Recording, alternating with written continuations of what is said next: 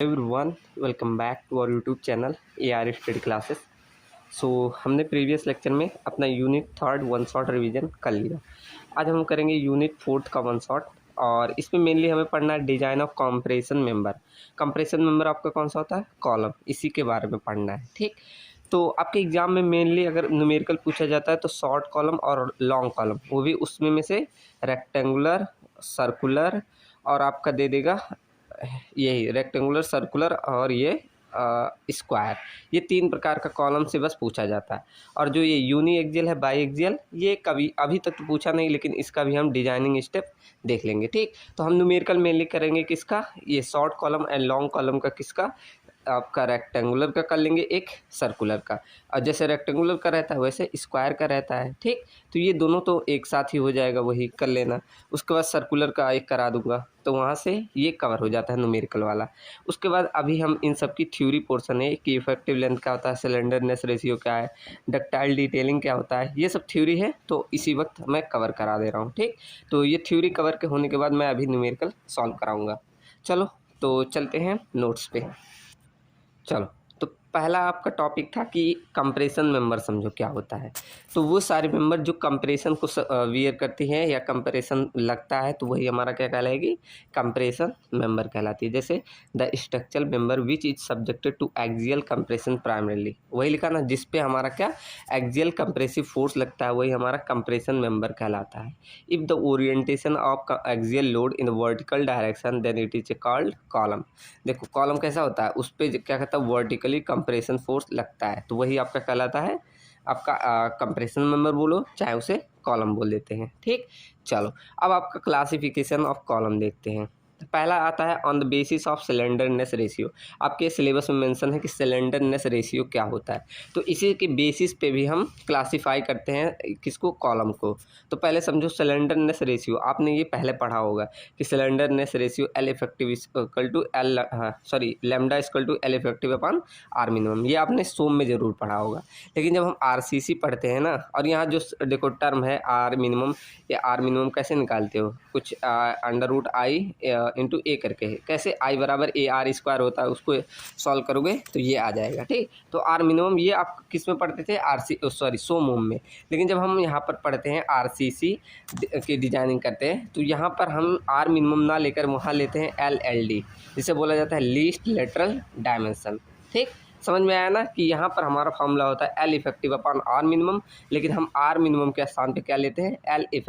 LLD, जिसे बोला जाता है लीस्ट लेटरल डायमेंशन। किसमें? जब हम RCC की डिजाइनिंग पढ़ते हैं। ठीक, चलो, तो ये लीस्ट लेटरल डायमेंशन, इसे कैसे निकालोगे? आर मिनिमम का तो अलग फॉर्मूला था, लेकिन इसको कैसे निकालोगे? तो देखो, अगर आपका सर्कुलर कॉलम है तो आपका पूरा जो लीस्ट लेटरल डायमेंशन, मतलब जो उसकी डाया होगी वही उसका लीस्ट लेटरल डायमेंशन होगा। लेकिन वही अगर आपका क्या रेक्टेंगुलर कॉलम है, तो आपको क्या करना है? रेक्टेंगुलर कॉलम में आपका एक ऐसे कॉलम होता है ना, तो उसमें ये वाली डिस्टेंस D बोल दो, ये वाली B। तो अगर आपको lateral dimension in X direction में निकालना है, मतलब LLD की वैल्यू X डायरेक्शन में निकालनी है, तो ऐसे उसको काटो। देखो X डायरेक्शन में से काटो, तो जिसको कट कर रही है, किसको कट कर रही है? इस D को कट कर रही है ना, देखो यही डेप्थ है, इसको कट कर रही है, तो वही आपका लीस्ट लेटरल डायमेंशन हो गया। ऐसे अगर Y डायरेक्शन में निकालो, तो Y डायरेक्शन को ऐसे एक लाइन काटो, तो ये किसको कट कर रही है? B को, तो लीस्ट लेटरल डायमेंशन ये B हो जाता है। ठीक, चलो, तो ऐसे आप निकाल लेंगे एल इफेक्टिव की वैल्यू, LLD की वैल्यू।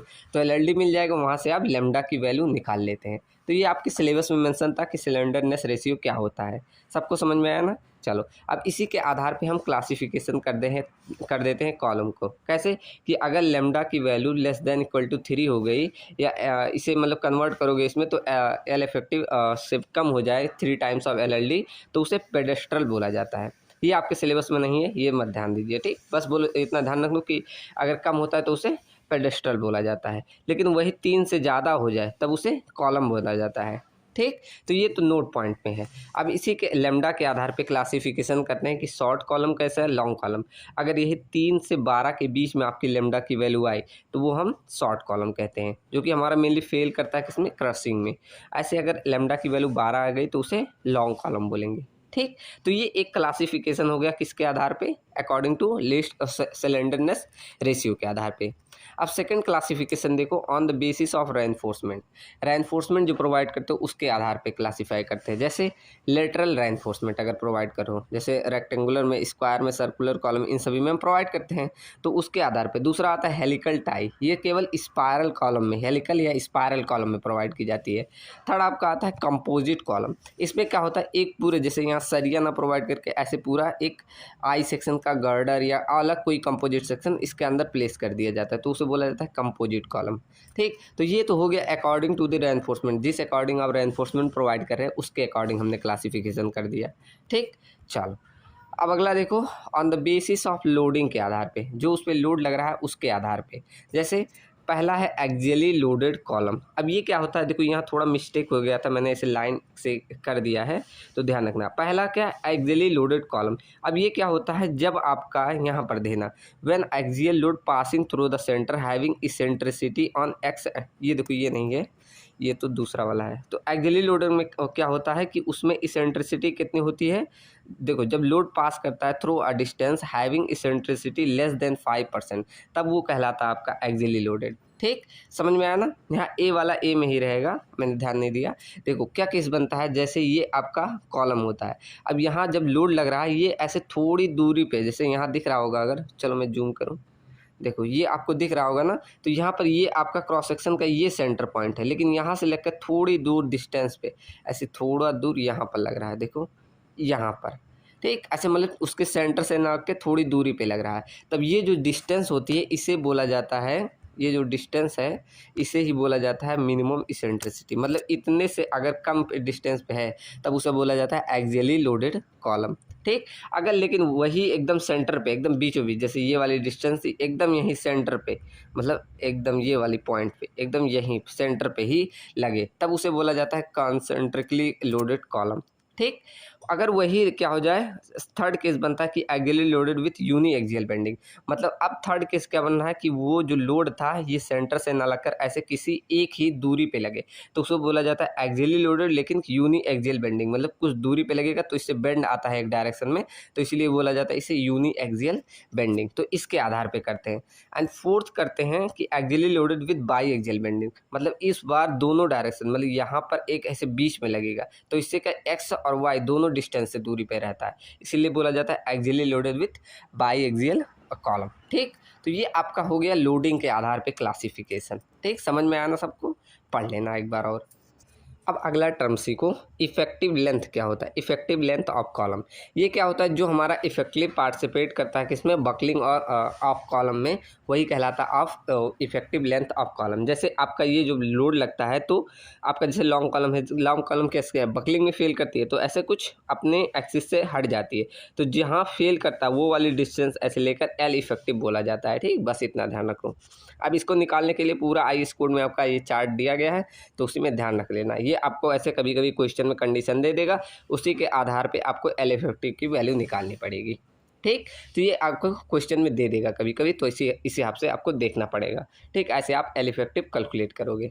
ठीक, अब यहाँ पर सब आई कोडल प्रोविज़न के मतलब पूरा आपका फार्मूला निकलता है, आपको डायरेक्ट यहाँ बस ये फार्मूला ध्यान रख लेना है। कौन सा, ये वाला, डायरेक्ट ये फार्मूला ध्यान रखना। पी यू बराबर क्या होता है, 0.4 F C K A C plus 0.67 F Y into A C. ये डायरेक्ट हमने फार्मूला याद रख लेना। अब ये सारा प्रोसीजर है कैसे निकल के आता है ये पूरा बताया गया है। ठीक, तो ये अभी आपके एग्जाम में रिलेवेंट नहीं है, बस आपको पढ़ना होगा, बाद में पढ़ लीजिएगा।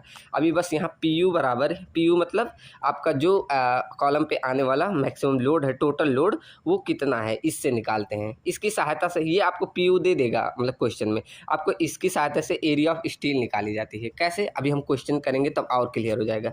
बस अभी जो बोल रहा हूँ बस ये फॉर्मूला याद रख लो, क्या P U equal to 0.4 F C K plus F C K into A C plus 0.67 F Y into A S. ठीक, ये फॉर्मूला बस ध्यान रखो। ओके, चलो अब यहाँ पर हमने देखा कि हम मिनिमम इसेंट्रिसिटी प्रोवाइड करते हैं, तो ये मतलब रीजन ऑफ मिनिमम इसेंट्रिसिटी ये क्यों आ जा रहा है, जैसे हमने देखा ना आ जा रहा है इसेंट्रिसिटी, तो इसके कारण क्या है, आप एरर कर दे रहे हैं, कंस्ट्रक्शन में कोई गलती हो रही है तब, एसेंट्रिसिटी लोडिंग नहीं लग रही है तब, या सिलेंडर नेस रेटियो इफेक्टिवली नहीं लगा रहे हैं तब, कंसीडर नहीं कर रहा है, जब डिजाइनिंग कर रहे हैं उस समय मतलब आप स्लेंडरनेस रेशियो को अच्छे से नहीं कंसीडर कर रहे हैं, या लेटरल लोड को नहीं कंसीडर कर रहे हैं डिजाइनिंग के टाइम में, या live load placement is not consider. तो ये सारे रीजन होते हैं क्या, ई मिनिमम के आने के। ठीक, तो ये कभी पूछ ले तो लिख देना। अब आइए IS कोडल प्रोविज़न, तो ये कभी कभी पूछ लेता है IS कोडल वाला, तो सब चीज़ें ध्यान रखिए क्या क्या आपको लिखना रहेगा। देखो पहले आपका लोड कैरिंग कैपेसिटी अभी निकाला ना कि जितना लोड आ रहा है उसका फॉर्मूला क्या, 0.4 FC K AC plus 0.67 FY into AS। ये आपको फॉर्मूला ध्यान रखना चाहिए। ये क्या, लोड कैरिंग कैपेसिटी का फॉर्मूला है। ये कब लागू होता है, जब आपकी मिनिमम ई मिनिमम की value less than equal to 0.05 into LLD। ये तभी लागू होगा जब इतना मिनिमम इसेंट्रिसिटी होगा तब। ठीक, तो यहाँ ई मिनिमम की वैल्यू कैसे निकालते हो ये भी ध्यान रखो।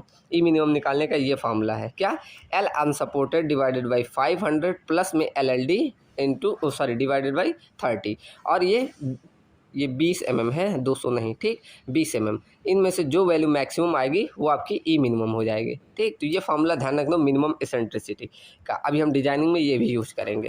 ठीक, चलो यहाँ से हमने देखा मिनिमम इसेंट्रिसिटी कैसे निकालोगे, उसके बाद मिनिमम एरिया ऑफ रेनफोर्समेंट ये कैसे दिखाओगे। अगर आपका पेडेस्ट्रल है तो इसकी डिजाइनिंग है नहीं, बस ध्यान रख दो कि less than equal to 0.8% of cross section area देते हैं। लेकिन अगर कॉलम है तो वहाँ पर less than equal to 0.8% of cross section area. किस केस में, कॉलम। ये ध्यान रखना, कॉलम में अभी हम डिजाइनिंग में यूज करेंगे मिनिमम एरिया ऑफ रेनफोर्समेंट निकालने का। ठीक, कितना, less than equal to 0.8% of cross section area. अगर ये मैक्सिमम रेनफोर्समेंट निकालना है, ठीक, अगर विदाउट लैपिंग है तो वहाँ पर 6% लेंगे क्रॉस सेक्शन एरिया। अगर लैपिंग प्रोवाइड किया, लैपिंग मतलब ऐसे एक दूसरे पे सरिया बधी हुई है तब उसे बोला जाता है लैपिंग, तो वहाँ पर 4% ऑफ क्रॉस सेक्शन एरिया का लेके चलोगे। ठीक, क्या, मैक्सिमम एरिया ऐसे निकालेंगे। उसके बाद लॉन्गिट्यूडिनल रेनफोर्समेंट के लिए बोला गया है कितना डाया बार होना चाहिए, ये कितने नंबर ऑफ रेक्टेंगुलर बार में मिनिमम 4 बार होना चाहिए और सर्कुलर में 6 बार, इतने मिनिमम से मिनिमम प्रोवाइड करने हैं। ठीक, मैक्सिमम आप कितना भी प्रोवाइड कर दो लेकिन मिनिमम इससे कम नहीं होना चाहिए। ठीक, चलो उसके बाद क्या, मिनिमम नॉमिनल कवर कितना देना है, तो 40 mm या डाया बार, इन दोनों में से जो मैक्सिमम आए वो आपको देना है। ठीक, यहाँ पर सब चीज़ें मेंशन है, पढ़ लीजिएगा थ्योरी में। अब देखो maximum spacing can not be exceed 300 में, ये हम पहले ही जानते हैं कि स्पेसिंग की वैल्यू 300 से ज़्यादा नहीं होनी चाहिए। ठीक, उसके बाद आपका आता है ट्रांसवर्स रेनफोर्समेंट। अब ये क्या होता है, जब आप सरिया ऐसे प्रोवाइड करा रहे हो, कॉलम, तो आपका एक आप सरिया ऐसे सीधे में प्रोवाइड करा रहे हो, एक आप जो ये प्रोवाइड करते हैं इससे बोला जाता है ट्रांसवर्स रेनफोर्समेंट। ऐसे साइड साइड देखा होगा ना कॉलम में, तो ये आपका बोला जाता है ट्रांसवर्स रेनफोर्समेंट, या जिसे लेटरल टाइप्स बोला जाता है। ठीक, ध्यान में आना, ऐसे ये हॉरिजॉन्टली जो, और ये लॉन्गिट्यूडिनल वाले को मेन रेनफोर्समेंट बोला जाएगा। ठीक, तो ये अब देखते हैं ट्रांसवर्स रेनफोर्समेंट के लिए। तो पहले में उस लेटरल टाइज जो प्रोवाइड कर रहे हो उसका डाया कैसे निकालोगे, तो डाया निकालने के लिए 5 या 6 mm जो इनमें से मैक्सिमम आएगा वही आपको डाया ऑफ लेटरल टाई, मतलब ये वाली वैल्यू जो आप ये इसका निकाल, इसका डाया कितना लोगे, 5 या 6 mm, इनमें से जो वैल्यू मैक्सिमम आएगी वो आपको ले लेना है। ठीक, और इनके बीच की स्पेसिंग, मतलब जो आप ये प्रोवाइड करा रहे हो, इनके बीच की स्पेसिंग क्या रखनी है, ये इसको निकालने के लिए आपको क्या करना है, यहाँ पर है स्पेसिंग वाला क्या, LLD और सोलर टाइम ऑफ 5 min या 300 mm, इनमें से जो वैल्यू मिनिमम आएगी वो आपको लेके चलना है क्या, मिनिमम स्पेसिंग, किसमें, लेटरल टाइज में। ठीक, तो ऐसे कर देना है। लेकिन अगर वही हेलिकल टाई है, अब हेलिकल टाई मतलब समझो आपने वो स्पाइरल वाली कॉपी देखी होगी, ऐसे ऐसे रहता है, ऐसे से रहता है ना, तो जब इस प्रकार का कॉलम में आपका ऐसे टाइज प्रोवाइड की जाती है तो उसे बोला जाता है हेलिकल टाइज। ठीक, ऐसा कुछ। ये मेनली आपका सर्कुलर कॉलम रहे उसी में प्रोवाइड, सर्कुलर या स्पाइरल कॉलम बोलो, उसी में ये प्रोवाइड किया जाता है। ठीक, चलो तो इस केस में क्या होता है, अगर आपको निकालना है तो इस केस में इसे पिच बोला जाता है, स्पेसिंग नहीं, इसे पिच, यहाँ से यहाँ तक की सेंटर टू सेंटर डिस्टेंस को पिच बोला जाता है। अब ये मैकेनिकल लोगों का काम है, मैं लीड का जब तैयारी किया था तो इसमें आया था, जब हमें नट बोल्ट पढ़ते तो ऐसे ऐसे ये उसमें रहता है ना नट बोल्ट में, तो यहाँ से यहाँ तक ऐसे सेंटर टू सेंटर डिस्टेंस को पिच बोला जाता है, तो वही इसमें भी ऐसे पिच निकाला जाता है। तो ये पिच की वैल्यू इस फॉर्मूले से, मतलब इसके अंतर्गत रहनी चाहिए, मतलब 3 डाया ऑफ हेलिकल बार या 25 mm से मतलब ज़्यादा होना चाहिए किसकी, पिच की वैल्यू, या आपका DC/7 और 75 mm इससे कम होने चाहिए, मतलब इसके अंतर्गत इसके अंदर आपकी वैल्यू आना चाहिए। ठीक, 5H क्या होता है, वही dia of helical bar, DC dia of core होता है। ठीक। चलो अब यहाँ एक पॉइंट लिखा है कि रीजन क्या है प्रोवाइड करने, ट्रांसवर्स रेनफोर्समेंट प्रोवाइड करो, इसका क्या कारण है। तो पहला कारण है बकलिंग को अवॉइड करने, होल्ड करता है लॉन्गिट्यूडनल रेनफोर्समेंट को अपनी पोजीशन पे, कन्फाइनमेंट ऑफ कंक्रीट के लिए, रजिस्ट करता है शियर और टॉर्जन को, और रजिस्ट करता है विंड लोड अर्थक्वेक लोड को। इन सभी ये सारे रीजन है क्या ट्रांसवर्स रेनफोर्समेंट प्रोवाइड करने। ठीक, 2 नंबर में आपको पूछ सकता है।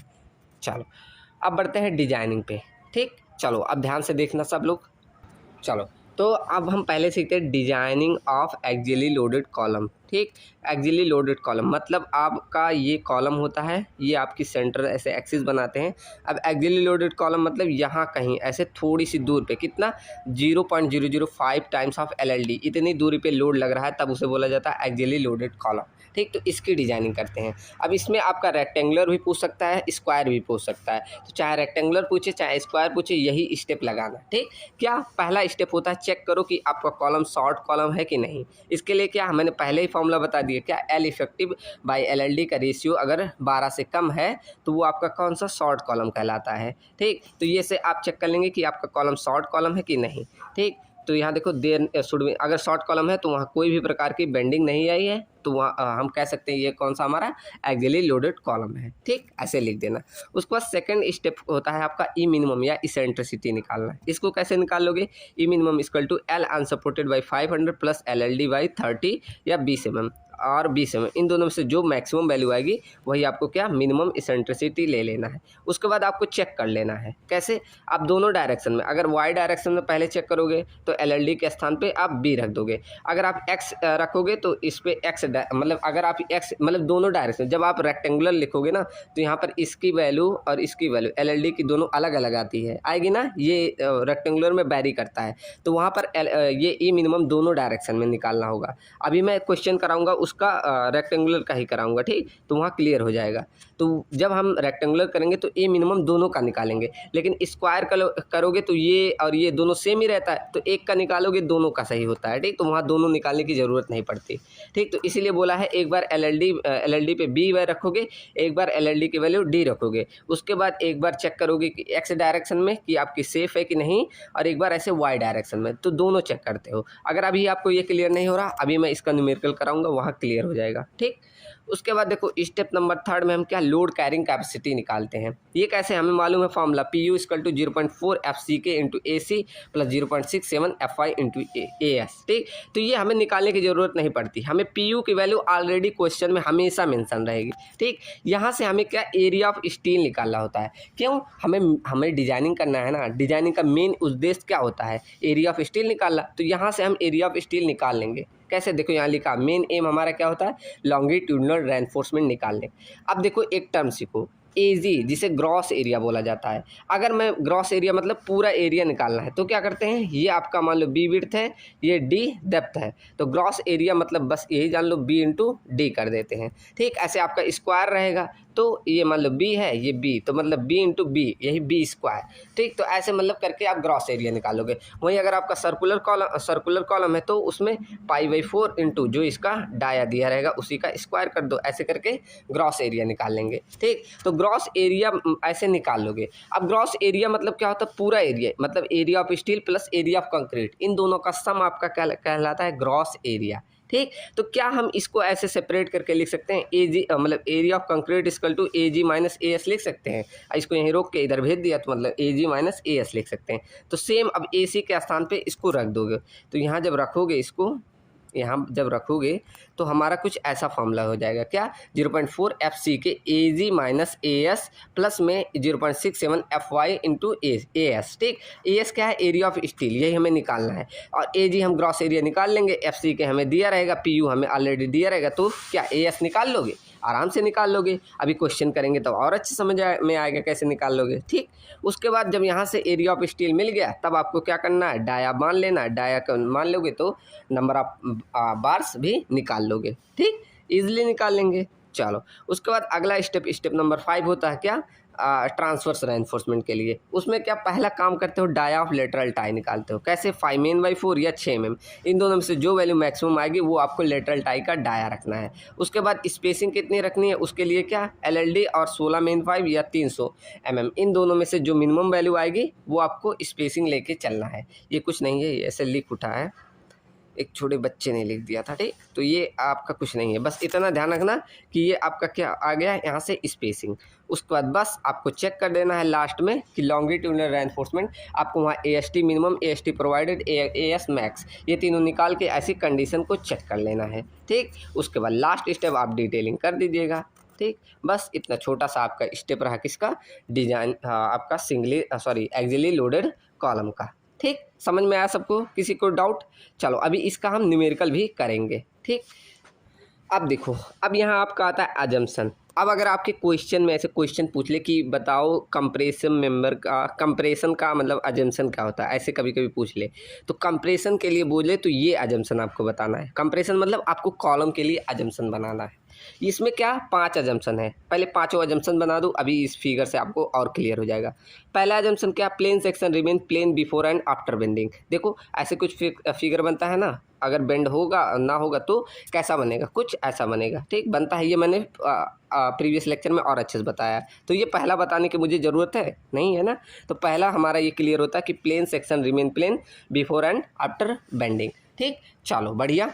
अब इसके बाद सेकंड यहाँ देखो कि आपका जितना the maximal compressive strain in column subject to axial compression and bending when part of the section is in tension. अब 3 टर्म आए कि एक्सियल कंप्रेशन आ रहा है, बेंडिंग आ रहा है और टेंशन भी आ रहा है, तब वहाँ पर जो मैक्सिमम स्ट्रेन मतलब कंप्रेसिव स्ट्रेन की वैल्यू है कितनी है, 0.0035। मतलब आपका ये केस बन रहा है, ये पहला केस। अगर उस पर एक्सियल कंप्रेशन आ रहा है और बेंडिंग आ रहा है और टेंशन आ रहा है, तो कंप्रेसिव साइड पे जो मैक्सिमम स्ट्रेन की वैल्यू है वो कितनी होनी चाहिए, 0.0035 इतनी होनी चाहिए। लेकिन आपने पढ़ा होगा कि कॉलम में हमें क्या कंप्रेशन टेंशन होता ही नहीं, टेंशन हमें चाहिए होता ही नहीं।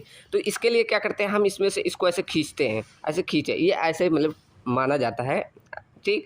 ऐसा नहीं कि रियल टीम खींच रहे हैं, तो ऐसे खींच के इसको निकाल लें, ऐसे देखो खींच के, तो यहाँ तक निकले, फिर इसको और खींचिए, यहाँ तक निकालें। अब टेंशन मान लो निकल गया, मतलब इसमें सिर्फ एक्सियल कंप्रेशन लगा और बेंडिंग लगा और यहाँ कोई टेंशन नहीं। हमने क्या किया, इसको खींच के बाहर निकाल दिया, पहले थोड़ा सा बचा और निकाल दिया। तो यहाँ पर अब देखो स्ट्रेन की वैल्यू कितनी है ये हमें निकालना होता है। तो देखो यही अजम्पशन लिखा हुआ है यहाँ पे। लास्ट अजम्पशन क्या है, लास्ट अजम्पशन है कि the maximum compressive strain in column to axial compression and bending when no tension. देखो क्या क्या लगा है, सिर्फ एक्सियल कंप्रेशन लगा है और बेंडिंग, और उसमें कोई टेंशन नहीं है। तो वहाँ पर जो आपका स्ट्रेन होता है वो εch equal to 0.0035 minus 0.7 times of εcl। अब यहाँ εch क्या हो, देखो εcl होता है लीस्ट कंप्रेसिव स्ट्रेंथ और εch क्या होता है, हाईएस्ट कंप्रेसिव स्ट्रेंथ। लीस्ट मतलब यहाँ जो आपका ये वाला पार्ट था ये यहाँ नीचे चला आता है, तो उसे बोला जाता है लीस्ट कंप्रेसिव स्ट्रेंथ, और यहाँ ऊपर वाले को हाई कंप्रेसिव स्ट्रेंथ, ठीक। तो इस तरह निकाल लेते हैं। अब क्या करते हैं, हम यहीं नहीं रुकते, हमें इसे और खींचते हैं। और जैसे आप एक रबड़ लीजिए, उसे एकदम लास्ट तक ऐसे खींचेंगे तो एक ऐसा पतला सा स्ट्रिप बन जाएगा। तो यहाँ पर जब बन जाएगा तो मतलब पूरे ऐसे स्ट्रिप पे देखोगे तो स्ट्रेंथ की वैल्यू सिर्फ 0.002, जहाँ भी देखोगे हर जगह 0.002, मतलब सिर्फ उस पर एक्सियल कंप्रेशन है, ना उस पर बेंडिंग ना उस पर टेंशन, मतलब हर जगह सिर्फ कंप्रेशन है। तो यहाँ पर थर्ड अजम्पशन है कि एक्सियली लोडेड कॉलम मैक्सिमम क्या compressive strain in all fibre is limited to 0.002, मतलब इसमें ना बेंडिंग मेंशन है ना टेंशन, तो वहाँ पर कितना रहेगा 0.002 सब पूरे फाइबर पे, ऑल द फाइबर, ठीक। तो ये पांचों अजम्पशन है। एक अजम्पशन यहाँ की टेंसाइल स्ट्रेस सिर्फ स्टील हमारे लेती है, ठीक। तो यहाँ पर पांचों अजम्पशन अब आपको एकदम ईजी हो गया, अब आप पढ़ेंगे तो और अच्छे से समझ में आएगा, ठीक। चलो ये एक न्यूमेरिकल दिया है रेक्टेंगुलर का, अभी मैं दूसरा कराऊंगा जो प्रीवियस ईयर में आपका पूछा गया उसे, ठीक। चलो तो उसे स्किप कर दे रहा हूँ, आप लोग देख लीजिएगा। 2 न्यूमेरिकल हो जाएगा, एक अभी मैं करा दूंगा, ठीक। जो प्रीवियस ईयर में आया वही मैं कराऊंगा। चलो अब देखते हैं second, designing of axially loaded of helical column, या इसे सर्कुलर कॉलम बोल दो, दोनों का एक ही प्रोसेस है, ठीक। तो इसे ध्यान से देखो। अभी मैं एक न्यूमेरिकल भी सर्कुलर पे कराऊंगा, ठीक। सर्कुलर और रेक्टेंगुलर से पूछा जाता है तो उसको मैं लिखा के कराऊंगा, बस यहाँ डिजाइनिंग स्टेप ध्यान देने ज़्यादा। अब देखो इसमें गिवन डाटा आपको cross section, dimension, grade of concrete, steel और एक्सियल कंप्रेसिव लोड मतलब पी की वैल्यू ये दे देगा, ठीक। उसके बाद इसमें हमारा मेन काम होता है लॉन्गिट्यूडनल रेनफोर्समेंट और ट्रांसवर्स रेनफोर्समेंट ये निकालना, ठीक। अब क्या क्या स्टेप फॉलो करना है? पहला तो स्टेप वही चेक करो कॉलम कैसा है, तो ये ऐसे आप लेमडा की वैल्यू से चेक कर लेना। उसके बाद सेकंड आप निकालोगे मिनिमम इसेंट्रिसिटी। अब यहाँ मिनिमम इसेंट्रिसिटी कैसे निकालोगे? वही formula L unsupported by 500 LLD by 30। अब यहाँ LLD मतलब लीस्ट लेटरल डायमेंशन के स्थान पे आपको क्या बस डाया रख देना, वही डाया रख दो, वहाँ मिनिमम इसेंट्रिसिटी मिल जाएगी, चेक कर देना। अब यहाँ 2 बार चेक करने की कोई ज़रूरत नहीं, यहाँ एक ही चीज़ है तो वही एक ही बार देखना है, ठीक। चलो उसके बाद अगला स्टेप होता है हमारा लॉन्गिट्यूडनल रेनफोर्समेंट निकालना। अब एक बात ध्यान रखिए, यहाँ जब भी आप सर्कुलर कॉलम या हेलिकल कॉलम पढ़ेंगे तो वहाँ पर हम क्या करते हैं, जो आपका ये कंप्रेसिव स्ट्रेंथ था वो PU की वैल्यू, उसे हम क्या करते हैं 5% इंक्रीज कर देते हैं। मतलब इस फॉर्मूले को ऐसे लिखेंगे कि PU इक्वल टू 1.05 ब्रैकेट में 1 माइनस 0.4 FCK प्लस 0.67 यहाँ है 67 FCK, यहाँ 7 कर लीजिएगा, ठीक। 67 FCK, ठीक। मतलब यही कहना है कि यहाँ 5% हम इंक्रीज कर देते हैं स्ट्रेंथ को। ऐसा क्यों? आपने देखा होगा स्पायरल वाली कॉपी ऐसे देखा होगा ना, उसे आप ऐसे अगर खींच के निकालना चाहे पेजेस को तो ईजिली निकल पाती है? नहीं निकल पाती। वहीं अगर ऐसे सिंगल सिंगल ऐसे लगा होता, मतलब ऐसे आपका सर इस तरह रेक्टेंगल में, तो इसमें ऐसे सिंगल सिंगल लगा होता, आप इजीली ऐसे खींचते निकल जाता ना। तो इसलिए इसकी स्ट्रेंथ माना जाता है कि और अच्छी होती है, मतलब 5% ज़्यादा होती है, तो इसलिए 1.05 से मल्टीप्लाई कर देते हैं, ठीक। अब सिंपल यहाँ भी वही करते हैं कि यहाँ पर AC को कन्वर्ट कर दोगे, उसके बाद ग्रॉस एरिया निकाल के वहाँ रख दोगे, मतलब कुछ फॉर्मूला ऐसे AG माइनस AS कर दोगे, ठीक। कैसे करना पीछे बताया वैसे ही। उसके बाद सब वैल्यू मिल जाएगी, उसके बाद आपको वहाँ पे AS की वैल्यू निकाल लेना है। उसके बाद AS निकल गया तो नंबर ऑफ बार्स भी निकाल लोगे, ठीक। निकाल लोगे, किसी को दिक्कत? अभी क्वेश्चन करेंगे और क्लियर हो जाएगा आपको, बस स्टेप ध्यान रखते जाओ, ठीक। अब यहाँ से check for minimum and maximum reinforcement को चेक कर लेना, ठीक। उसके बाद अब चेक करते हैं ट्रांसवर्स रेनफोर्समेंट, जिसे हेलिकल टाइज भी बोलते हैं। अब इसके लिए ये फॉर्मूला ध्यान रखना है, इसी की सहायता से हम हेलिकल टाइल मतलब ये पिच की वैल्यू इसमें निकालते हैं। मेन क्या है, ये पिच, ये कितना प्रोवाइड करना है, ये इसका रेंज होता है, यहीं से निकलेगा, ठीक। ये IS कोड द्वारा दिया गया क्या 0.36 divide into FCK upon FY bracket में AG minus AG upon AC minus में 1 ब्रैकेट में उसके बाद greater than equal to VH upon VC। अब क्या क्या टर्म कौन सा है देखो यहाँ नीचे लिखा हुआ है, AG आपका ग्रॉस एरिया है, AC आपका कोर एरिया होता है, VC आपका वॉल्यूम ऑफ कोर होता है, VH आपका वॉल्यूम ऑफ हेलिक्स को होता है। इसका फॉर्मूला कुछ ये होता है, अभी हम इसका क्वेश्चन करेंगे तो और अच्छे से बताऊँगा, ठीक। चलो तो ऐसे कुछ करके आपको निकाल लेना है, फिर वहाँ से आपको पिच की वैल्यू मिली है, उसके बाद पिच की वैल्यू ये चेक कर लेना है। हमने देखा था ना पिच की वैल्यू, ये आपको यहाँ से चेक कर लेना है, ठीक। तो ऐसे आप निकाल लेंगे। चलो तो यहाँ एक क्वेश्चन भी है, आप अगर चाहें तो ये बाद में देख लीजिएगा, अभी जब मैं बाद में एक क्वेश्चन और कराऊंगा तो ये खुद से ट्राई कर लेना, ठीक। तो एक क्वेश्चन ये है, आप लोग देख लीजिएगा, ठीक। चलो अब बढ़ते हैं एक स्पेशल कॉन्सेप्ट पे जिसे बोला जाता है PU-MU कर्व, ठीक। चलो तो इस पे बढ़ते हैं। अब ये किसके लिए होता है? PU-MU कर्व इंटरेक्शन कर्व जिसे बोला जाता है ये। अब ये किसके लिए होता है? जब अभी हम बेंडिंग मोमेंट की डिज़ाइन करेंगे तो उसमें जो एरिया ऑफ स्टील निकालते हैं इसी PU-MU कर्व से निकालते हैं। अब ये अभी देखो पूरा चीज़ समझ में आएगा। इसमें हमें क्या यूज करना पड़ता है, SP16 चार्ट का प्रयोग करना पड़ेगा, FC16 चार्ट का। अगर आपने मेरा वो लेक्चर देखा होगा प्लेलिस्ट में तो उसमें मैंने पूरा डिटेल में बताया है। यहाँ कोई उतनी ज़रूरत नहीं है कि अभी पूछा नहीं गया है आपका 2-4 इस साल के मैंने एग्ज़ाम का देखा तो ये नहीं पूछा है, मतलब आपका बाइएक्सियल और यूनिएक्सियल का। लेकिन आप स्टेप ध्यान रख के जाइए, बाई चांस पूछ ले तो आप, ठीक। सिलेबस में मेंशन है। तो यहाँ देखो PU-MU इंटरेक्शन कर्व क्या होता है, इसमें 3 जोन बनते हैं। कौन? एक पहला बनता है मिनिमम इसेंट्रिसिटी जोन, एक आपका कंप्रेसिव कंट्रोल जोन बनता है, थर्ड आपका बनता है टेंशन कंट्रोल जोन। कैसे? यहाँ देखो एक आपको कर्व दिख रहा होगा, ऐसे कर्व, ये आप जाएंगे SP16 चार्ट में ऐसे तमाम कर्व दिखेंगे बहुत सारे, ठीक। तो इसमें हम 3 पॉइंट कंसिडर करते हैं, एक A पॉइंट, एक B पॉइंट, एक C पॉइंट। मतलब एक A पॉइंट यहाँ होगा, एक ए पॉइंट यहाँ कंसीडर करते हैं, बी पॉइंट यहाँ, सी पॉइंट यहाँ, डी पॉइंट यहाँ, और इन्हीं तीनों पे स्टडी करते हैं। तो ए पॉइंट जो होता है उससे बोला जाता है मिनिमम इसेंट्रिसिटी लाइन। तो पॉइंट ए पे देखोगे तो वहाँ पी यू पे आपका कोई बेंडिंग मोमेंट नहीं आ रहा। यहाँ पर देखो नीचे वाली वैल्यू जो एक्स वैल्यू होती है उसे बोला जाता है M U upon F C K B D square. इसकी सहायता से एक्स वैल्यू निकालोगे और इसकी सहायता P U upon F C K B D से आप निकालोगे, यहाँ बी डी स्क्वायर नहीं बी डी से, ठीक, क्या निकालोगे पी यू, ठीक, मतलब ये y की वैल्यू, इससे निकाल के आप दोनों ऐसे मिलाया जाता है, जहाँ पर कर मिले उसी के आधार पे आगे और अच्छे समझ में आएगा। फिर हम परसेंटेज ऑफ पीटी निकालते हैं, ठीक। चलो, तो यहाँ पर इसी के आधार पे अगर बी पे स्टडी करते हैं तो यहाँ हमें पी यू फोर्स मिलता है और वहाँ मिनिमम इसेंट्रिसिटी मिलेगा।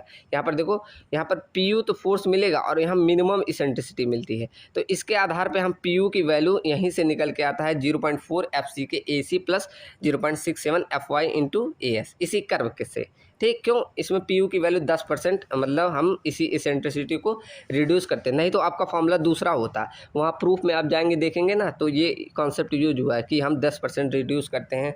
तो आपके प्रूफ नहीं पूछा गया, तो यहाँ बस इतना ध्यान रखना कि ड्यू टू मिनिमम इसेंट्रिसिटी के कारण हम पी यू की वैल्यू 10% डिक्रीज कर देते हैं, जिससे हमें ये फॉर्मूला मिलता है, क्या, पी यू बराबर 0.4 F C K A C plus में 0.67 F Y into A S, ठीक। चलो, उसके बाद आगे क्या लिखा है, in this zone column is subjected to axial force. इस जोन में हमारा क्या, कॉलम में कौन सा एक्सियल फोर्स सब्जेक्टेड होता है, ठीक। और जो मिनिमम इसेंट्रिसिटी होती है इन दिस, मतलब इसमें मिनिमम इसेंट्रिसिटी कंसीडर कर जाती है, मतलब लेस देन 0.005 ये कंसीडर की जाती है, ठीक। और मैक्सिमम स्ट्रेंथ कितना लिया जाता है, 0.002, मतलब आपका एजम्पशन नंबर सेकंड था वो इसमें लागू होता है, ठीक। उसके बाद सेकंड आता है कंप्रेसिव कंट्रोल जोन, मतलब मैक्सिमम इसमें जो स्ट्रेन होगा सभी फाइबर पे इतना आता है, किसमें, कंप्रेसिव कंट्रोल जोन में, ठीक।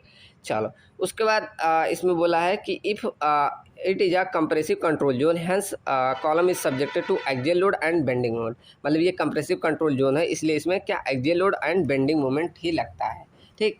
When we decrease the axial load the value of bending moment decrease. अब ये देखो क्या बोल रहा है, जैसे आपका ये बीम है, अब ये क्या करो, एक्सियल लोड की वैल्यू को डिक्रीज करो, मतलब ऐसे ये आपका यहाँ पर एक्सियल लोड है, देखो, और ये ले लो, यहाँ पर मान लो यहाँ पर एक्सियल लोड है, अब क्या करो, उसको डिक्रीज करो, मतलब और इससे दूर जा रहे हो, एक्सिस से दूर जा रहे हो, तो जब ये डिक्रीज करते हो तो यहाँ पर देखो अब बेंडिंग मोमेंट और भी लगेगा। जब ऐसे किनारे जाओगे इसके तो ये कॉलम और ऐसे बेंड करेगी ना, तो वही ये बात हुई कि जब आप क्या करते हैं, एक्सियल लोड को डिक्रीज करते हैं तो वहाँ बेंडिंग मोमेंट की वैल्यू इंक्रीज हो जाती है, ठीक। थर्ड आपका आता है टेंशन कंट्रोल जोन। अब क्या होता है, टेंशन इज कंसीडर, इस जोन में हम क्या टेंशन को कंसीडर करते हैं, कॉलम इज सब्जेक्ट टू केवल axial load and bending moment, due to tension zone के कारण इसे हम नहीं कंसीडर करते हैं। अभी जब हम देखो वो पढ़ेंगे इसका डिजाइनिंग स्टेप, तो देखो वहाँ नहीं कंसीडर किया जाता, ठीक। अब चलो सीधे पढ़ते हैं डिजाइनिंग पे। अब ये डिजाइनिंग में P U M U interaction curve अभी यूज होगा, ठीक, उसी की सहायता से निकालते हैं, तो यहाँ ध्यान रखिएगा ना, ध्यान से देखना, इसकी डिजाइनिंग का स्टेप पूरा ध्यान से देखना, क्योंकि इसको मैं कराने वाला नहीं हूँ, यहीं समझा दूंगा, ठीक। अगर आएगा तो यहीं समझ के जाना। देखो पहले इसमें क्या करना है, यूनी एक्सियल बेंडिंग, मतलब आपका कुछ ये कॉलम का क्रॉस सेक्शन होता है, ऐसे क्रॉस सेक्शन बनाया ये होता है। अब इसमें यूनी एक्सियल बेंडिंग, मतलब आपका जो लोड लग रहा है वो आपका कुछ ऐसे इतनी दूर पे, दूसरे कलर से दिखाऊं तो ऐसे यहाँ पर, मतलब एक सुफिशियंट डिस्टेंस पे लगता है, तो इसके कारण इसमें बेंडिंग आती है, ठीक। तो इसमें मतलब यूनी एक्सियल, एक डायरेक्शन में बेंडिंग को कंसिडर किया जा रहा है, बस इतना समझो, ठीक। तो कैसे इसकी डिजाइनिंग करोगे, देखो, तो पहला स्टेप तो आपका सेम है कि आइडेंटिफाई करो कि आपका कॉलम शॉर्ट कॉलम है कि नहीं, तो उसके लिए ये फॉर्मूला लगा देना है, ये सबको मालूम है। उसके बाद सेकंड स्टेप होता है कि मिनिमम इसेंट्रिसिटी ज्ञात करने, वो कैसे, जैसे आप पहले ज्ञात किए हो वैसे आपको यहाँ से मिनिमम इसेंट्रिसिटी मिल जाएगी, ई मिनिमम की वैल्यू, तो वहाँ से आपको क्या निकाल लेना है, एम यू मिनिमम की वैल्यू। एम यू मिनिमम कैसे निकालोगे, आपको पी यू क्वेश्चन मेंशन होगा और उसमें ई मिनिमम का मल्टीप्लाई कर देना, ठीक, कर दोगे। उसके बाद अगर आपका एम यू मिनिमम की वैल्यू ज़्यादा आ गई, एम यू एक्स या वाई डायरेक्शन, आपको किसी एक डायरेक्शन में, मतलब दोनों या तो दोनों डायरेक्शन में आपको क्वेश्चन में मेंशन कर सकता है, तो अगर ये वाली वैल्यू ज़्यादा आ गई और ये जो आपको दिया रहेगा वो कम आ गई, तो इस केस में आपको सेम जैसे आप पहले डिजाइन करते हो वैसे ही करना है।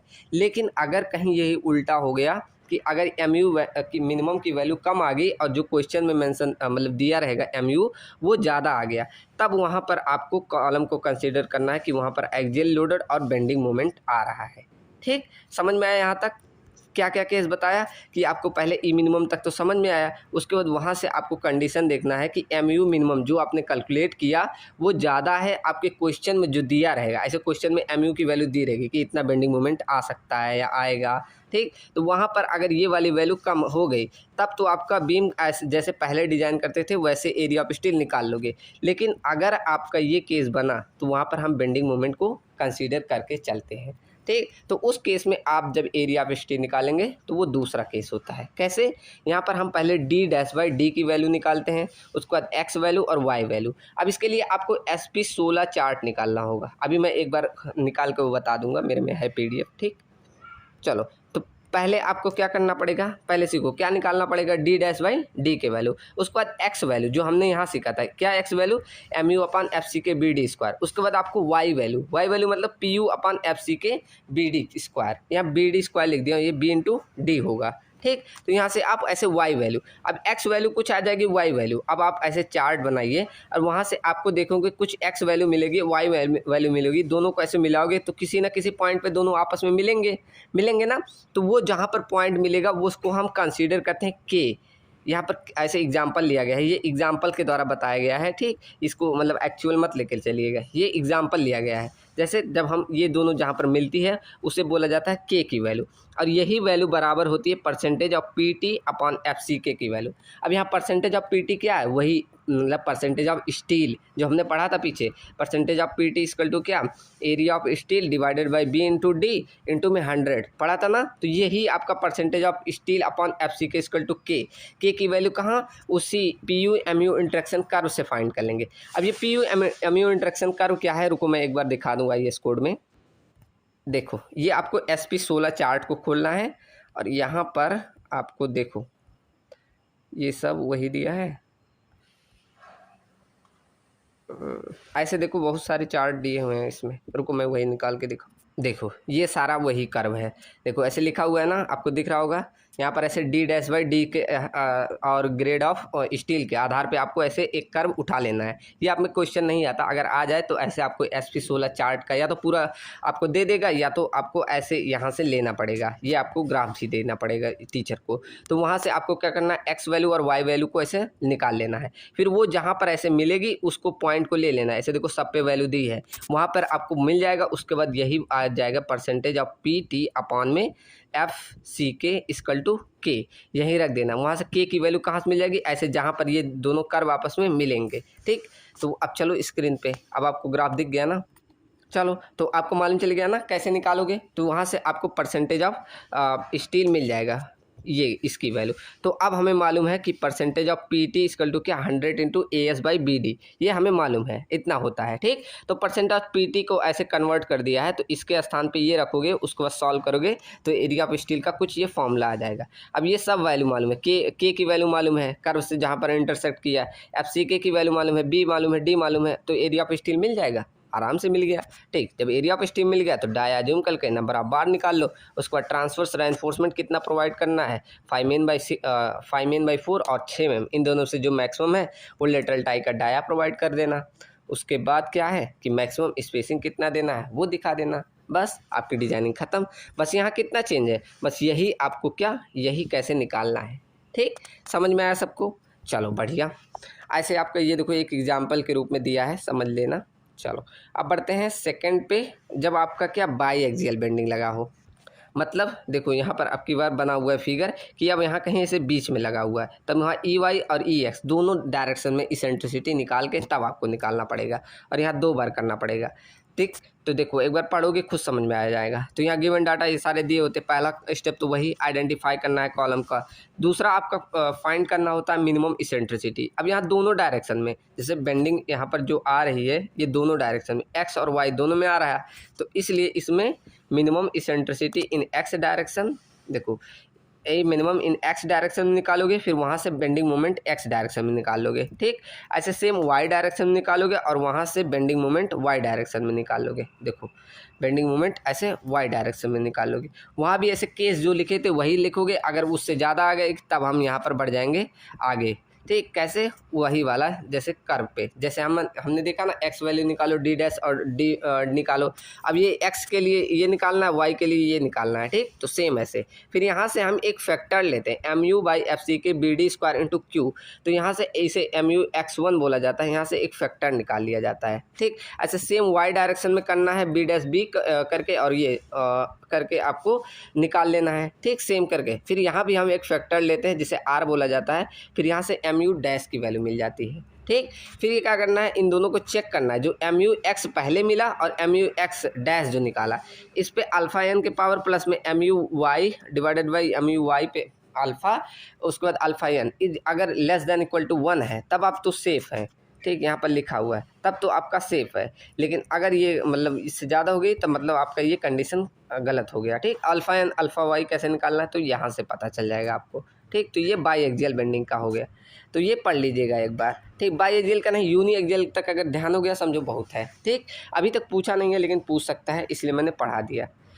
अब चलो एक टॉपिक आता है डक्टाइल डिटेलिंग एज पर IS 3019/2016। इसके अकॉर्डिंग बहुत सारे मतलब प्रोसीजर दिए हैं कि ये सारे फॉलो करो, जिसके अगर आपका सिस्टम मतलब भूकंप आएगा तो उससे नुकसान नहीं होगा, ठीक। पढ़ लेना, ये पूरी थ्योरी है, ये कोई ज़्यादा टफ नहीं है, ठीक। तो पढ़ लेना, एक बार ध्यान दे लेना क्या क्या करना है, कितना पूरा वही सारी चीज़ें बताइए कि आप स्ट्रक्चर बनाओगे तो क्या क्या करना पड़ेगा, ठीक। तो ये सारी थ्योरी पोर्शन थी, ये हमने कवर कर लिया, टोटल शायद 40 मिनट लगे होंगे, ठीक।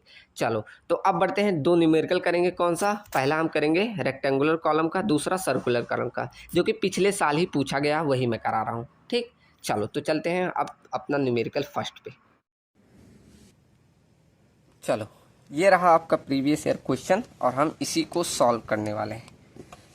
इसको नहीं, जो मतलब क्वेश्चन आया है कॉलम पे, देखो यहाँ पर कौन सा क्वेश्चन था, 6 नंबर का था, यहाँ पर ये 6वां नंबर आपको दोनों वही कॉलम, या एक रेक्टेंगुलर कॉलम का दिया है, एक स्पायरल कॉलम का, ठीक। तो ये दोनों हम क्वेश्चन करेंगे, आपका इन्हीं दोनों पे पूछा जाता है। तो चलो पहले हम क्या करते हैं, रेक्टेंगुलर वाला करते हैं, सिंपल, ठीक। तो क्वेश्चन नंबर फर्स्ट यहाँ पर डालो, क्वेश्चन नंबर फर्स्ट मेरे साथ ही करते चलिए, जिससे आपको और भी आसानी होगा, ठीक।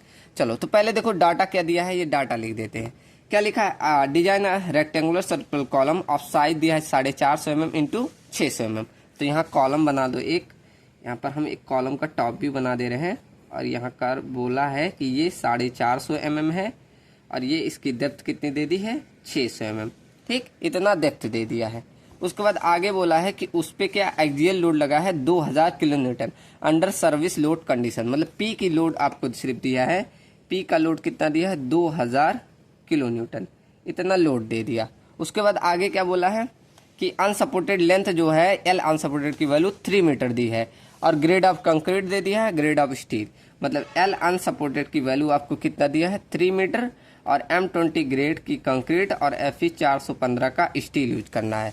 और यहाँ पर हमें बोला है एज्यूम करो L इफेक्टिव इक्वल टू 1। यहाँ देखो एक मिस्टेक है, 1 इंटू एल होना चाहिए, यहाँ नहीं लिखा है, तो यहाँ ध्यान रखो, L इफेक्टिव इक्वल टू इन्होंने लिखा है कि 1 इंटू एल होना चाहिए, जो यहाँ L की वैल्यू देखो, आपको मैं दिखा दूँ एक बार, ये IS कोड में जब भी ये L इफेक्टिव का मान देता है ना, तो यहाँ पर L मल्टीप्लाई होता है, देखो लास्ट में L मल्टीप्लाई होता है, इसमें किया नहीं है, तो ये सब ध्यान रखना, ठीक। तो यहाँ L मल्टीप्लाई आप खुद से कर देना, तो यहाँ से L इफेक्टिव का मान आप निकाल लेंगे खुद ही, क्या 3 मीटर तो L की वैल्यू है, तो 1 इंटू 3 कर दो, तो L इफेक्टिव का मान कितना आ जाएगा 3 मीटर, ठीक। किसी को दिक्कत, यहाँ तक तो जो डाटा था वही करना है बस। अब जो जो स्टेप बताए वो फॉलो करते जाओ। यह रेक्टेंगुलर कॉलम है, रेक्टेंगुलर कॉलम का करो।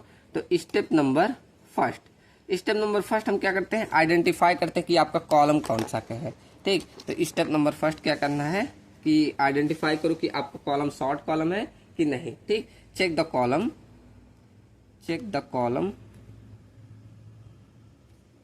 इज शॉर्ट कॉलम, अच्छे से लिख देना जैसे उसमें लिखा है, ठीक। शॉर्ट कॉलम, इसमें क्या लिखते हैं, एल अनसपोर्टेड की जो वैल्यू होती है, एल अनसपोर्टेड बोल रहा हूँ, एल इफेक्टिव की value upon L D least lateral dimension LDD, ठीक। LDD बोल रहा हूँ, तो मुझे क्या होगा, मैं जल्दी कर रहा हूँ इसीलिए, देखो आराम से एल इफेक्टिव की value upon L L D, मतलब लीस्ट लेटरल डायमेंशन की वैल्यू अगर लेस देन 12 है तो वहां आपका ये शॉर्ट कॉलम होता है। ठीक, अब एल इफेक्टिव की वैल्यू हमें मालूम है कितना, 3 मीटर, तो यहाँ 3 मीटर रख देना, इसको कन्वर्ट करोगे एमएम में तो 3000 हो जाएगा। अब एल एल डी मतलब लीस्ट लेटरल डायमेंशन, अब यहाँ दो है, एक 600 mm है, एक 450 mm, तो यहाँ दोनों को निकालने की जरूरत नहीं, बस आपको एक्स वाला ले लेना, मतलब 450 वाला ले लेना, उसी से डिवाइड करके देख लेना। तो देखो कितना आ रहा है, तो 3000 डिवाइडेड बाई 450, तो इसकी वैल्यू देखोगे 6.67 आए, मतलब 6.67 विच इज लेस देन 12। तो इससे हम कह सकते हैं ये हमारा short column, hence it is a short column and there is no bending moment, no bending moment. ठीक, चलो यहाँ तक समझ में आया ना। पहला स्टेप तो एकदम इजी था। अब स्टेप नंबर सेकंड में हम निकालते हैं मिनिमम इसेंट्रिसिटी। ठीक, स्टेप नंबर सेकंड में मैं निकालता हूँ मिनिमम इसेंट्रिसिटी, ई मिनिमम।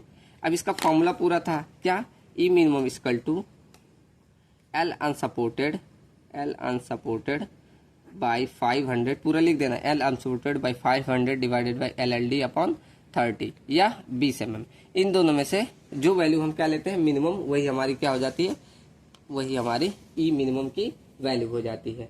ठीक, चलो तो अब सारी वैल्यू मालूम है, रख दो। एल अनसपोर्टेड की वैल्यू कितनी है, एल अनसपोर्टेड हमारा 3 मीटर ही, तो इसको 3000 mm लिख दो, और ये 500 प्लस में एल एल डी की वैल्यू कितनी है, एल एल डी हम यहाँ पर देखो अब एक डायरेक्शन में लेके चलना होगा, मैं निकाल ले रहा हूँ एक्स डायरेक्शन में, तो एक्स डायरेक्शन में एल एल डी की वैल्यू क्या है, एक्स डायरेक्शन कौन सा आपका, यही वाला, ये वाला है ना, तो किसको कट कर रहा है, वाई को, मतलब एल एल डी यहाँ पर 600 है। ठीक, ऐसे आपको निकाल लेना है, मैंने बोला था ना रेक्टेंगुलर के केस में आपको 2 निकालना पड़ेगा, तो यहाँ एल एल डी हम पहला लेके चल रहे हैं एक्स डायरेक्शन में, तो यहाँ पर ये 600 हो जाएगा, डिवाइड कर 30 से, और यहाँ 20। ठीक, तो अब सॉल्व करो, ये वाली वैल्यू कितनी आई, यहाँ तो 20 है ही, तो ये करोगे 2 0 से 2, ये 5 6 30, 6 आया, यहाँ से इसको काटोगे 3 दूनी 6, तो ये 20 6 26 आया, तो ये 26 आया और ये 20 आया। ठीक, अब इन दोनों में से यहाँ देखो मैंने मिनिमम लिख दिया, ये मैक्सिमम जो आएगा वो हम लेते हैं, तो इन दोनों में से जो मैक्सिमम वैल्यू होती है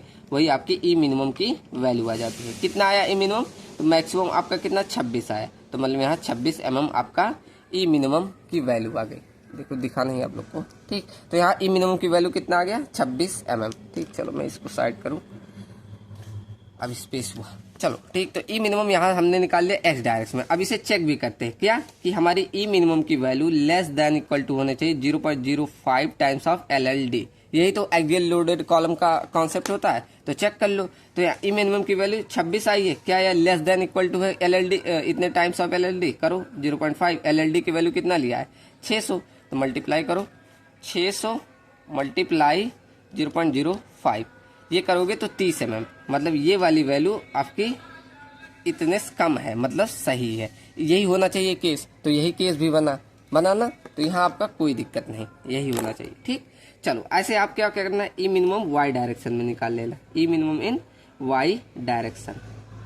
इसमें क्या करना है, बस आपको एल एल डी के स्थान पे वाई वाली वैल्यू रख देना है। देखो कैसे, E minimum equal to same formula, L unsupported divided by 500 plus में L L D divided by 30 और 20, इन दोनों में से जो मैक्सिमम आएगा वही आपको ले लेना है, रख दो। एल अनसपोर्टेड तो वही 3000 डिवाइडेड बाई 500 प्लस में एल एल डी का मान कितना है, यहाँ पर देखो एल एल डी अब वाई डायरेक्शन लेके चल रहे हो, तो वाई डायरेक्शन में जब इसको कट करोगे तो कौन सा कट हो रहा है 450 वाला, तो यहाँ पर एल एल डी की मान कितना आ जाएगा, यहाँ पर एल एल डी आपका आ गया 450। ठीक, कोई दिक्कत, बस यहाँ 450 रख दो, और ये 30 प्लस ये 20, अब जो मैक्सिमम आई वही ले लो। ये कितना आया 6, और ये आया, इससे कटेगा 0, 3 5 15, 15 6 21, मतलब यहाँ एल ई मिनिमम की वैल्यू कितना आ गया 21। ठीक, 21 mm बोल लो, इतना आपका आया ई मिनिमम की वैल्यू। ठीक, चलो अब यहाँ चेक कर लो, यहाँ भी तो ई मिनिमम की वैल्यू कितना होना चाहिए, लेस देन इक्वल टू होना चाहिए 0.05 times of L L D के। ठीक, चलो रखो, तो 0.05 इंटू एल एल डी की वैल्यू यहाँ कितना लियो 450, देख लो है कि नहीं, उससे कम, तो 0.05 इंटू एल एल डी की वैल्यू 450, तो ये वैल्यू है 22.25, और ये वाली वैल्यू हमारी थी 21, मतलब ये ज़्यादा है ये कम है, तो मतलब ओके है। ठीक, ऐसा केस होना चाहिए। चलो यहाँ तक सबको समझ में आया ना कि हम कैसे मिनिमम इसेंट्रिसिटी को चेक करते हैं। देखो और ऊपर कर दो, क्या करना। चलो अब हो सके और दिखे। तो यहाँ से हमने मिनिमम इसेंट्रिसिटी को चेक कर लिया। अब चलते हैं अगले स्टेप पे। अब इसके बाद अगला स्टेप नंबर डालिए थर्ड। अब स्टेप नंबर थर्ड क्या होता है, लॉन्गिट्यूडनल रेनफोर्समेंट का निकालना। लॉन्गिट्यूडनल रेनफोर्समेंट निकालना, ठीक। अब वहाँ सारा थ्योरी लिखा है कि अगर ये केस सेटिस्फाई हो गया तब हम जाकर ये फॉर्मूला यूज करते हैं। कौन सा, PU बराबर 0.4 FCK into area of concrete plus में 0.67 FY into area of steel, ठीक। तब जाकर हम ये फॉर्मूला, थ्योरी लिख लेना आप लोग, देख के उसमें लिखा होगा स्टेप में, ठीक। तो हम जाकर ये फॉर्मूला यूज करते हैं। ओके, अब यहाँ दो चीज सीखो। इसको हम AG को लिख सकते हैं, मतलब AG मतलब ग्रॉस एरिया को लिख सकते हैं AC प्लस AS। मैंने पीछे बताया ना, उसमें जब स्क्रीन रिकॉर्डिंग में पढ़ा रहा था, क्या एरिया ऑफ कंक्रीट और एरिया ऑफ स्टील, इन दोनों का सम आपका क्या होता है, ग्रॉस एरिया, ठीक। अब ग्रॉस एरिया को हम क्या ऐसे लिख सकते हैं, मतलब एरिया ऑफ कंक्रीट को इधर ऐसे ले आए और इसको मतलब ऐसे रख दे, AG माइनस AS लिख सकते हैं, मतलब इसको इधर भेज दिया और ये इसको यहाँ रहने दिया, मतलब एरिया ऑफ कंक्रीट के स्थान पे ऐसे लिख दे, कोई दिक्कत। तो यहाँ पर हमें PU की वैल्यू कुछ ऐसे मिल जाएगी, 0.4 इंटू FCK ब्रैकेट में आप AG माइनस AS लिख दो, ठीक, प्लस में 0.67 FY इंटू AS, ठीक। चलो अब इस फॉर्मूले से आप एरिया ऑफ स्टील, हमारा मेन एम है एरिया ऑफ स्टील निकाला, अब आप निकाल लेंगे, ठीक। चलो तो सबसे पहले आप AG यही निकाल दो। AG मतलब होता है ग्रॉस एरिया, मतलब B इंटू डी। अब B की वैल्यू कितनी थी D की, अब देखो क्वेश्चन में देख लो, B इंटू डी कितना था, B आपका था 450 और D आपका है 450 और ये वैल्यू 600 है, हाँ 600, ठीक। कैपिटल D आपका 600, निकाल दो ग्रॉस एरिया, 450 इंटू 600, तो इतना ग्रॉस एरिया आ गया, कितना 2740, ठीक। बस आपको रख दो फॉर्मूले में। PU की वैल्यू भी आपको दी है, अब जो दी है लिख लो। PU यहाँ देखो P की वैल्यू दी है, आपको यहाँ इसको फैक्टर्ड कर देना है। PU निकालने के लिए क्या 1.5 से मल्टीप्लाई कर देना है, तब आपका PU हो जाता है।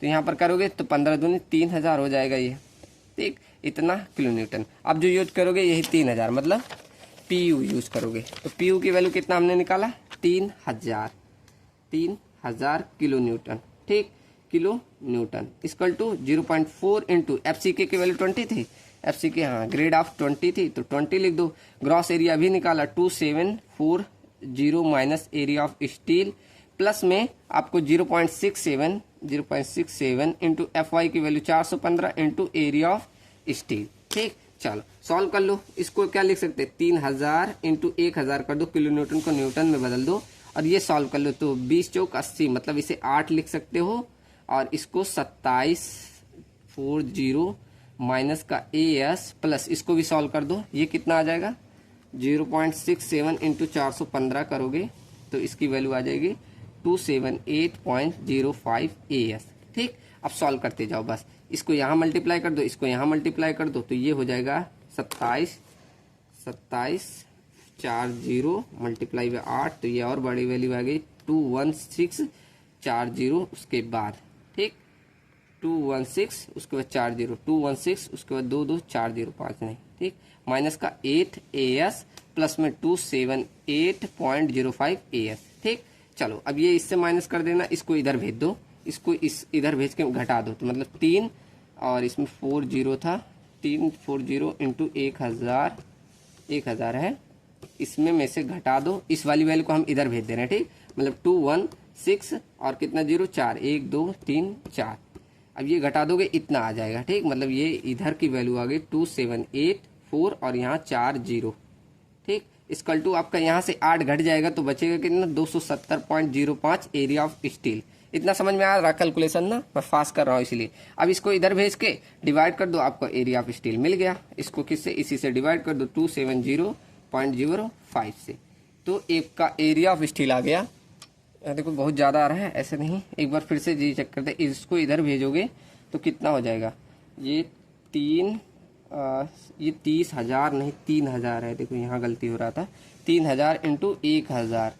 अब इसमें में से माइनस, रुको इसको मल्टीप्लाई करोगे, इसमें में से माइनस करोगे कितना, ये 21 6 और उसके बाद 40, ठीक। तो ये आएगा 8000, अब देखो ये ज़्यादा आ गया था इसलिए कितना 8004 फिर 40, ठीक, इक्वल टू 270.05 AS, ठीक। तो यहाँ से एरिया ऑफ स्टील निकाल लो। अब वो 10,000 आ रहा था, बहुत ज़्यादा आ गया था। 40 1 2 3 4 0 डिवाइड कर दो 270.05 से, तो ये आपका आ गया एरिया ऑफ 3110.535 mm²। इतना एरिया ऑफ स्टील आ गया, कौन सा, लॉन्गिट्यूडनल रेनफोर्समेंट का। ये तो आपका आ गया AST मेन की वैल्यू। अब ये आप निकालेंगे इसमें AST मिनिमम की वैल्यू, उसके बाद AST मैक्सिमम की वैल्यू। तो जब हम इसमें पढ़ते थे कॉलम में तो कितना बताया था, 0.8% ऑफ क्रॉस सेक्शन एरिया, मतलब बी की वैल्यू कितना था, बी की वैल्यू आपकी 250 है, नहीं 450 है, और डी की वैल्यू कितनी है 600। निकाल दो, तो इससे ये कटा कितना आ गया 0.8 इंटू 450 इंटू 6, तो ये आपका आ गया 2160 mm², ठीक, इतना ही आ गया। ऐसे AST मैक्स निकाल लो। AST मैक्स क्या होता है, 6% ऑफ क्रॉस सेक्शन एरिया, मतलब 6% of 100 into cross section area 450 into 600, तो ये इससे काट दो, कितना आ गया AST आपका आ गया 6 इंटू 450 इंटू 450 इंटू 6, ठीक। तो ये वैल्यू कितना 16,200 mm²। मतलब आप देखेंगे तो ये कंडीशन सेटिस्फाई हो रही है कि नहीं, कि यहाँ पर AST मिनिमम से ये ज़्यादा है, कौन सा AST जो आपने प्रोवाइडेड निकाला, और कम है किससे, AST मैक्स से, ठीक। ये आपकी कंडीशन बन है, मतलब यहाँ ये ओके है, ठीक। समझ में आया ना यहाँ तक एरिया ऑफ स्टील में। अब यहाँ एरिया ऑफ स्टील का आप डाया मान लेना, डाया आप मान लो, आपने डाया मान लिया, उसके बाद आप नंबर ऑफ बार्स निकाल सकते हैं। जैसे इतना हम जैसे डाया ऑफ बार मान लो, कितना मान लें, चलो 20 mm मान लें, चलो मान लिया 20 mm। अब यहाँ से आप निकाल लेना नंबर ऑफ बार, कैसे, AS divided by π/4 into 20 mm का स्क्वायर करके निकाल लो, चलो कर लो। तो AS की वैल्यू आपकी है 311.0535 डिवाइड कर दो किससे, π/4 इंटू 20 का स्क्वायर, ठीक। चलो, तो ये आपका आ गया 9.90, मतलब अप्रॉक्सीमेट 10 बार्स, ठीक। जब हम कितना इतना डाया का बार मान लें। अब ये आंसर आपका वेरी भी कर सकते हैं, आप इसमें कुछ दूसरा भी मान सकते हो, 25 मान सकते हो, 24 मान सकते हो, जितना मार्केट में अवेलेबल है अपने हिसाब से, ठीक।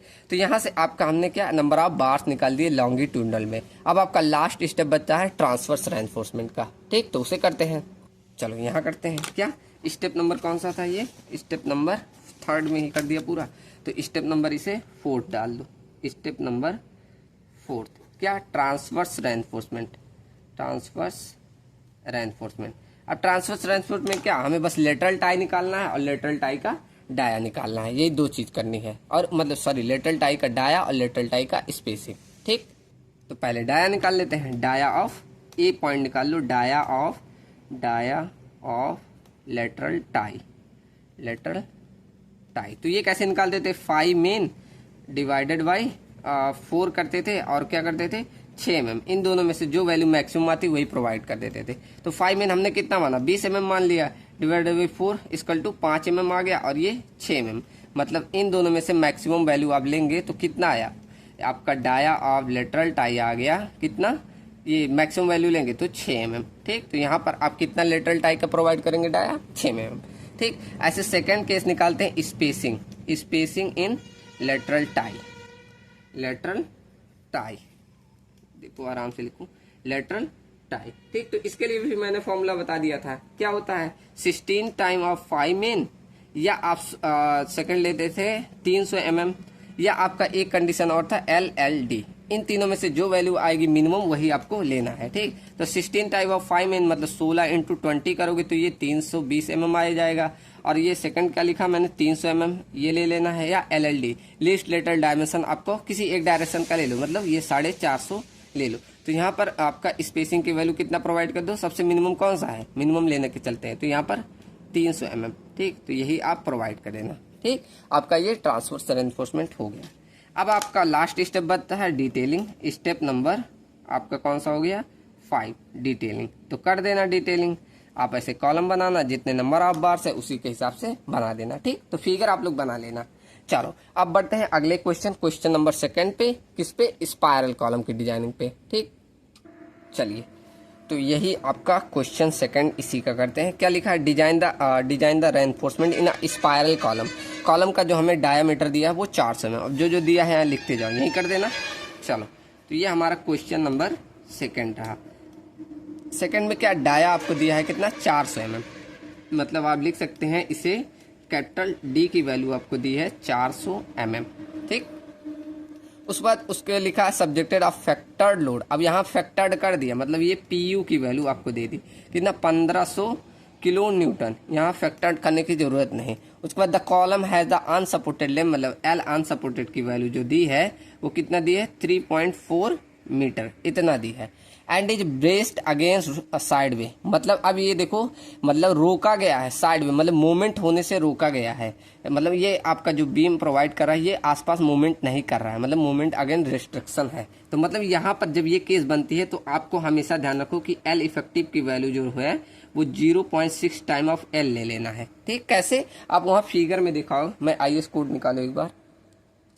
ये वाला केस देखो, आपको पहला वाला केस ले लेना। देखो ये वाला केस में क्या कहता है, effectively held in position and restrain against rotation in both and, मतलब दोनों एंड पे रेस्ट्रेन करता नहीं घूमना है। तो यही जब क्या बोला इसमें, ब्रेस्ट अगेंस्ट साइडवे, मतलब आपको यहाँ विरोध कर रहा है साइडवे मूवमेंट होने से। ठीक, तो ये आपकी वैल्यू ले लेनी 0.65 एल।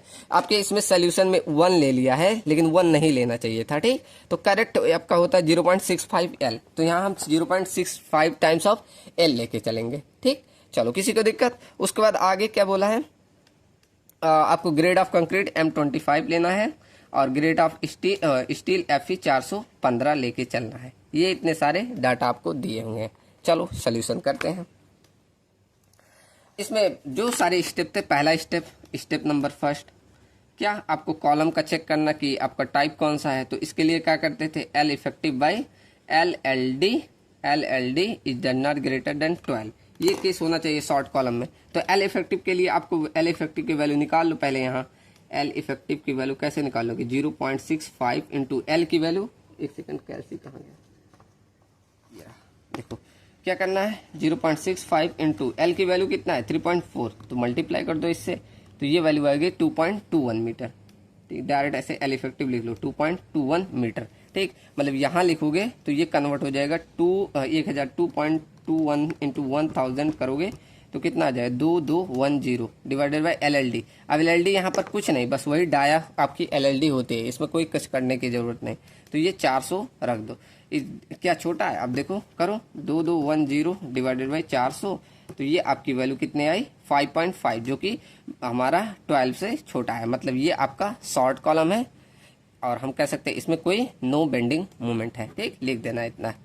ये हमारा पहला स्टेप होता है। उसके बाद स्टेप नंबर सेकंड हमारा मिनिमम इसेंट्रिसिटी, ये तो हम निकालना सीख ही चुके हैं। ऐसे सेकंड कर दो, क्या ई मिनिमम कैसे निकालते हो। अब आपका यहाँ शॉर्ट कॉलम है और आसान है, सॉरी मतलब इस स्पायरल कॉलम है तो और आसान है। कैसे, ई मिनिमम की वैल्यू आपका क्या, L unsupported divided by 500 plus में LLD डिवाइडेड बाई 20 बोला 30 और ये 20 mm, इन दोनों में से जो वैल्यू मैक्सिमम आती है वही आपको लेके चलना है। ठीक, तो एल अनसपोर्टेड की वैल्यू कितनी है 3.4, इसे कन्वर्ट कर दो तो यहाँ एल अनसपोर्टेड के स्थान पे आपको को देखो यही अनसपोर्टेड वाला लेके चल जाना है। ठीक, चलो यहाँ 3400 डिवाइडेड बाई 500। ठीक, प्लस में LLD कितना हमारा है इसमें 400 डिवाइडेड बाई 30, तो इसको सॉल्व करोगे कितना आएगा 3400, ऐसे कर दो 3400 डिवाइडेड बाई 500 और यहाँ पे प्लस में 400,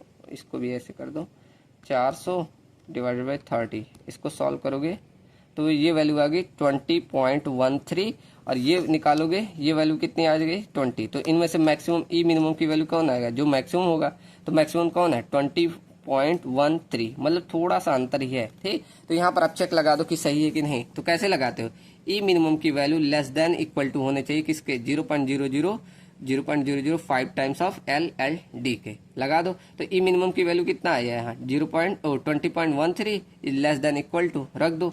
तो 0.05 इंटू LLD की वैल्यू कितना है आपका, LLD है 400, रखो कितना आ रहा है। तो यहाँ पर देखोगे 0.05 इंटू 400, ये केस बन गया।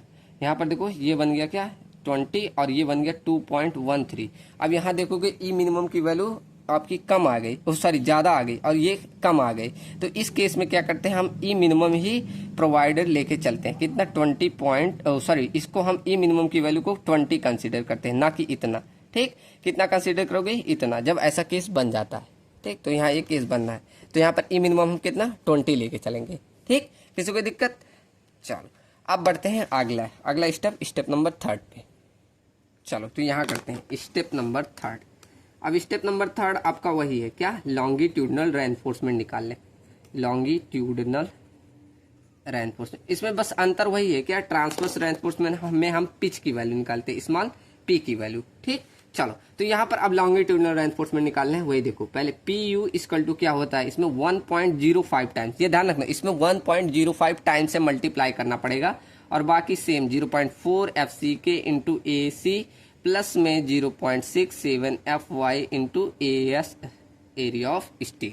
ठीक, अब यहाँ ए की ए सी के स्थान पे क्या रख दो? ए जी। अब कन्वर्ट करने आ गया होगा आपको, पी यू बराबर ऐसे लिख दो 0.5 ब्रेकेट में 0.4 इंटू एफ सी के, और यहाँ पर लिख दो ए जी माइनस ए एस लिख सकते हैं। कैसे मालूम है आपको? ठीक, कई क्वेश्चन में बता दिए। तो 0.67 F Y into A S. ठीक, अब सारी वैल्यू मालूम है, या ग्रॉस एरिया निकाल लो। ग्रॉस एरिया यहाँ ऊपर निकाल दो। ए जी की वैल्यू आप कैसे निकाल लोगे? ए जी बराबर निकाल लोगे π/4 इंटू डाया कितना है आपका 400 mm, तो इसी का स्क्वायर। ये करोगे कितना आएगा? देखो π/4 इंटू 400 mm का स्क्वायर, ये करोगे आपका आ गया इतना पाई। इसे कन्वर्ट करोगे तो 1 2 5 6 6 3.7061 इतना एरिया आया। ठीक, अब ए जी के स्थान पे यही रख देना। और आपका पी यू की वैल्यू 1500 किलो न्यूटन दी थी, तो 1500 इंटू 1000 कर दो इक्वल टू 1.05, और ब्रेकेट में 0.4 एफ सी के की वैल्यू कितना दिया था? एफ सी के आपका दिया था, एफ सी के 25 दिया है। ठीक, एफ सी के कितना 25 दिया है, और ग्रॉस एरिया कितना है 12566 3.7061 minus area of steel plus में 0.67 इंटू एफ वाई की value 415 into area of steel. ठीक, सॉल्व कर लो, इसको इधर भेज के डिवाइड कर देंगे, तो मतलब 1500 इंटू 1000 डिवाइडेड बाई इसको कर दो 1.05, इसको यहीं खत्म कर दे रहे हैं, तो ये वैल्यू कितना आ गया 1428571 1.429 इक्वल टू, अब ब्रेकेट में इतना मतलब ये 25 चौक का 100 मतलब 10 हो गया, 10 से इसमें मल्टीप्लाई करोगे तो कितना हो जाएगा 25663.061 हो जाएगा, माइनस का 10 एरिया ऑफ स्टील प्लस में, समझ में आ रहा कैसे कर रहा हूँ? सब कैलकुलेशन है। 0.67 इंटू 415 इतना तो समझ में आ रहा होगा, और ये हो जाएगा 278 और ये क्या हो गया इंटू एरिया ऑफ स्टील। ठीक, चलो अब बस इसको इधर भेज के घटा दो, तो ये कितना हो गया 1428571.429 माइनस कर दो 125,663.663 है, फिर पॉइंट में 061 इससे माइनस कर दो, ये इतना आ गया। उसके बाद इसको डिवाइड कर दो किससे? इससे, कितना? इसमें से 10 घटा के, मतलब 268 से, तो ये आपका आ गया एरिया ऑफ स्टील कितना 641.54 mm स्क्वायर। समझ में आ कैसे? डायरेक्ट मैंने सॉल्व कर दिया, आप कैलकुलेशन एक एक बताऊंगा तो बहुत टाइम लग जाएगा। ठीक, तो एरिया ऑफ स्टील ऐसे आप निकाल लेंगे। ये तो आप एरिया ऑफ स्टील प्रोवाइडेड हो गया। अब ऐसे एरिया ऑफ स्टील मिनिमम और एरिया ऑफ स्टील मैक्सिमम निकालोगे। एरिया ऑफ स्टील मिनिमम ये कितना होता है 0.8% ऑफ क्रॉस सेक्शन एरिया, मतलब 0.8 इंटू ए जी। ठीक, क्रॉस सेक्शन एरिया ए जी हुई लेना है, तो 0.8 डिवाइडेड बाई 100, ए जी की वैल्यू हमने यहाँ ऊपर निकाल ली, कितना 125663.7061 इतना ना। अब ये एरिया ऑफ स्टील निकाल लो, कितना आएगा? ये 2 जीरो से 2 जीरो घटा दो, तो मतलब इतना, मतलब 1256.64 ले लो इसको, इंटू में 0.8 से मल्टीप्लाई कर दो।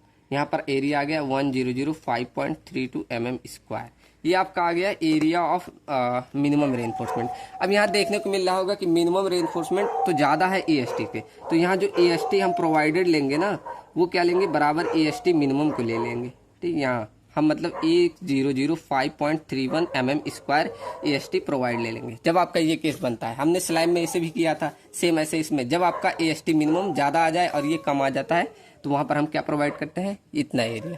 ठीक, अब यहाँ से नंबर ऑफ बार निकाल लेना। कैसे? AST जो आपने प्रोवाइड किया मतलब 1005.31, आप डाया मान लो 5/4 इंटू डाया, चलो हम मान ले रहे हैं कितना मान ले, चलो 25 mm की बार मान ले, डाया मान ले रहे 25 mm, तो यहाँ 25 का स्क्वायर, तो नंबर ऑफ बार देखो कितना आएगा, यहाँ पर आपका आ गया 1005.31 डिवाइडेड बाई क्या करना है ब्रैकेट में 5/4 इंटू 25 का स्क्वायर, कितना आ गया, ये नंबर ऑफ बार आ गया 2.04, मतलब अप्रॉक्सीमेट 3 बार बोल सकते हो। तो इसे आप 3 बार ना लेके हमेशा 4 बार लेके चलना। ठीक, तो ये आपका आ गया नंबर ऑफ बार्स।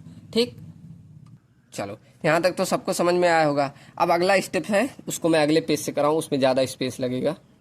चलो अगला स्टेप डाल लो, स्टेप नंबर जो भी हो आपका, स्टेप नंबर मान लो 4 ही है, स्टेप नंबर 4 मान लो।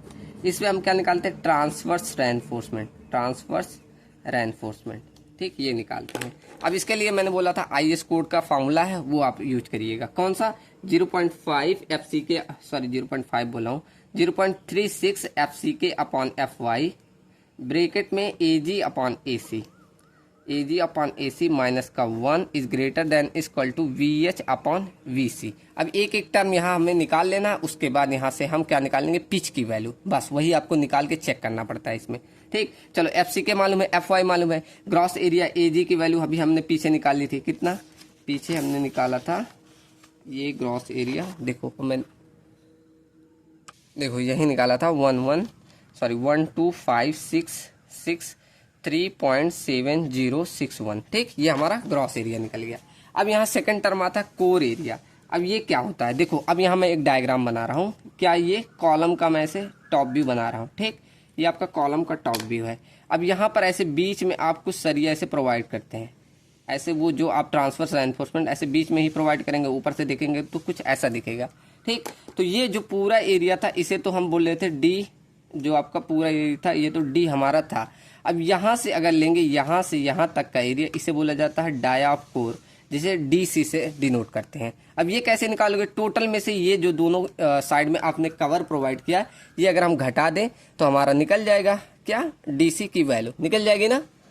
चलो तो आप यहाँ कुछ मान लीजिए, यहाँ देखो कवर कुछ दिया नहीं है, आप कवर अपने हिसाब से कुछ मान लीजिए। चलो मैं मान ले रहा हूँ 40 mm हम यहाँ कवर दे रहे हैं। ठीक, चलो तो अब हम यहाँ DC अगर निकालना चाहे तो निकल जाएगा। कैसे, ये टोटल हमें कितना मालूम था 400, इसमें से इस साइड का कवर इस साइड का मतलब 40 और 40 80 घटा दो, तो यहाँ पर आपका DC, यहाँ तो DC मतलब कोर डाया कितना मिल जाएगा, घटाओगे तो 320 mm, ये आपका कोर डाया DC मिल गया। अब कोर डाया मिल गया तो एरिया निकाल दो, कैसे, π/4 इंटू DC का स्क्वायर निकालो कितना आएगा, तो π/4 इंटू DC आपका कितना आ गया 320 का स्क्वायर, तो ये वैल्यू आ गई 80,80,424.7719, इतना ना लिखो ऐसे, इतना लिख दो mm स्क्वायर। ठीक, ये आपका DC आ गया, ये मालूम चल गया, ये मालूम चल गया। अब यहाँ VC निकाल लो, बस VC में क्या होता है, वॉल्यूम ऑफ कोर, कैसे, AC इंटू पर मीटर कर देते हैं, मतलब 80424.77 इंटू पर मीटर मतलब 1000, मतलब 1000 से मल्टीप्लाई कर दो या 10⁻³ से,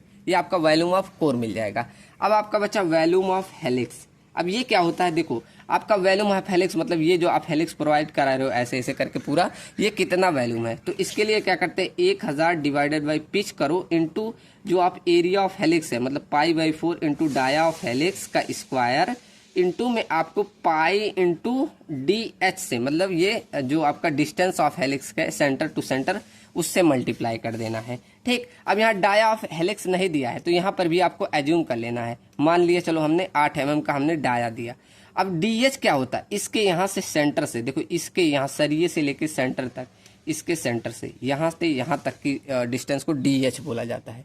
ठीक, समझ में आया ना, इसके यहाँ से यहाँ तक के सेंटर को, मतलब ये एकदम सरिये, मतलब ये अंदर से अंदर तक को यहाँ DH बोला जाता है। ठीक, अब इसको निकाल लो, कैसे निकालोगे, टोटल में से यहाँ पर देखो टोटल आपका 400 है, 400 में से आपने इस साइड का कवर इस साइड का कवर घटा दो, मतलब 80 घटा दिया।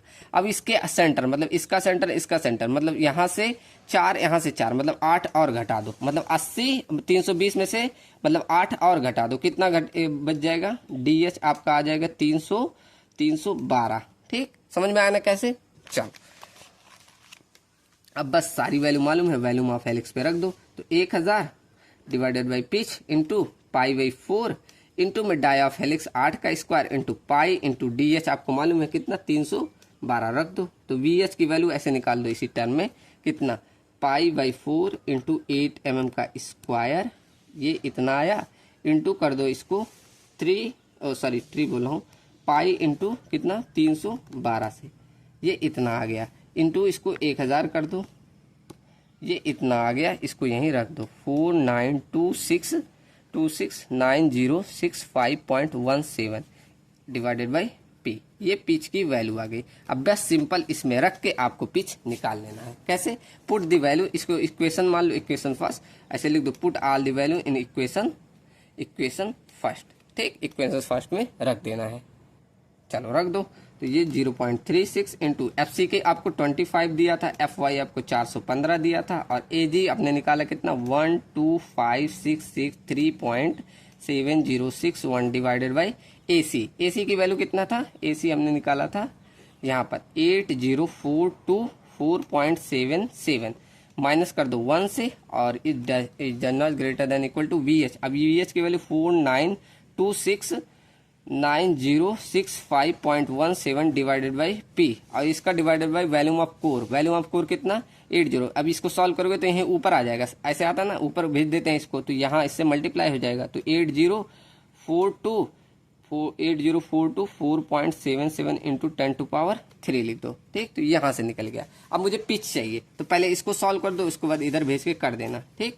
चलो अब सिंपल इसको सॉल्व कर दो, इक्वेशन को रखो, तो 0.36 इंटू में ये वैल्यू आ गई 25, नीचे की वैल्यू 415, और यहाँ जाओगे इंटू ब्रैकेट लगा दो, ये कितना है 1256663.7061, ठीक, डिवाइडेड बाई क्या कर दो 80,424.77, ठीक। अब यहाँ माइनस कर दो 1 से, फिर ये आपकी वैल्यू कितनी आ गई, देखो ये वैल्यू आ गई 0.0121 और 98 ऐसे लिख दो, ठीक। ये इक्वल टू कर दो अब इसको 49269065.17 बटे, अब ये पिच की वैल्यू को इधर लाके मल्टीप्लाई कर दो, इसी में डायरेक्ट में मल्टीप्लाई कर दो, मतलब इसकी वैल्यू लाके यहाँ मल्टीप्लाई कर दो, तो ये इंटू में 8042 इंटू 4 8042.77 इंटू 10⁻³